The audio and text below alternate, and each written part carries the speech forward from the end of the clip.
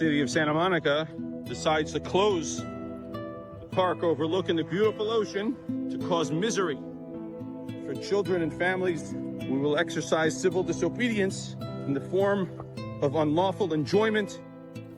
I never bought into it because I am a scientist. And so my way of working is that I always ask questions, not because I think people are lying, but because I always am skeptical because I'm taught to be skeptical.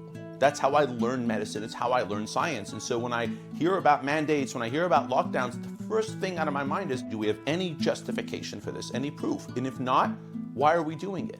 We now know people who weren't just thinking it like I was, but were saying it loudly in public, even as early as March 2020, like Dr. Jay Bhattacharya at Stanford.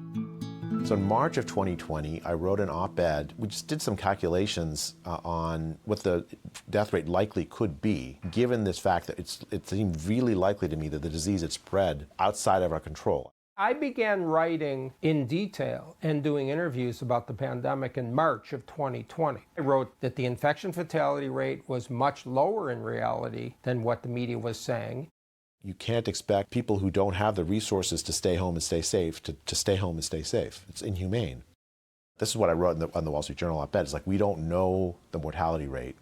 It's very important that we rapidly conduct the studies to measure the mortality rate so that we can better plan policy.